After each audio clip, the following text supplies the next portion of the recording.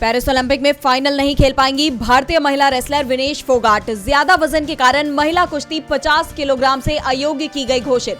संसद में 3 बजे जवाब देंगे केंद्रीय खेल मंत्री मनसुख मंडाविया।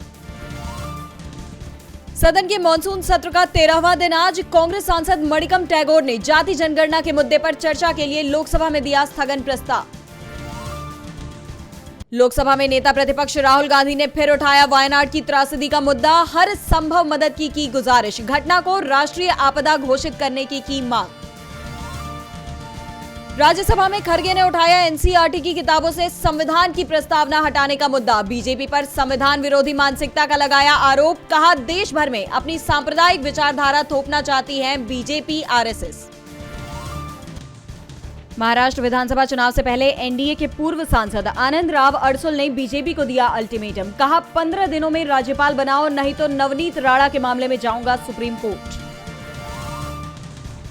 अदालतों के बीच मची रार। हाईकोर्ट जज बोले, सुप्रीम कोर्ट खुद को समझता है ज्यादा सुप्रीम। सुप्रीम कोर्ट ने स्थगित की थी एक मामले में हाईकोर्ट की अवमानना कार्यवाही के आदेश। बांग्लादेश में हिंसा पर बिफरे बीएचयू एएमयू के बांग्लादेशी छात्र। यूनिवर्सिटी ने पास आउट छात्रों को भी दी हिंसा थमने तक बिना किसी फीस के रुकने की व्यवस्था। हिंसा के बीच भारत ने बांग्लादेश से वापस बुलाए कई राजनयिक। ढाका से 199 यात्रियों और 6 नवजातों को लेकर दिल्ली पहुंचा एयर इंडिया का विमान। 1 करोड़ से ज्यादा केंद्रीय कर्मचारियों को झटका। नहीं मिलेगा 18 महीने के डीए का एरियर। सपा प्रमुख अखिलेश यादव ने उठाए सवाल। कहा, कहां जा रहा है जीएसटी कलेक्शन? कई ट्रिलियन डॉलर की इकोनॉमी का पैसा।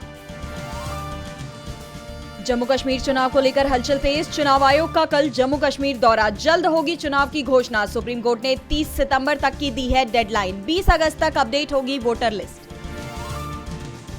शेख हसीना अभी नहीं छोड़ेंगी भारत। बेटे वाजिद जॉय ने कहा, अभी किसी देश से नहीं मांगी है राजनीतिक शरण। ब्रिटेन में सांप्रदायिक टकराव पर भड़के पीएम स्टारमर। प्रदर्शनकारियों को सबक सिखाने का किया ऐलान। कहा, दिखाएंगे कानून की ताकत। अमेरिका में जस्टिस डिपार्टमेंट ने ईरान से जुड़े एक पाकिस्तानी शख्स को किया गिरफ्तार। डोनाल्ड ट्रंप पर हमले की जताई जा रही है आशंका। सुलेमानी की जान लेने से जोड़कर देखा जा रहा है मामला। याह्या सिनवार होंगे हमास के नए चीफ। हानिये के बाद सबसे ताकतवर माने जाते हैं सिनवार। 8 साल से थे अंडरग्राउंड। बांग्लादेशी एक्टर शांतो खान और उनके प्रोड्यूसर पिता की पीट कर ली गई जान। प्रदर्शनकारियों ने फेमस सिंगर राहुल आनंद का घर भी फूंका। 50 पुलिसकर्मियों की गई जान।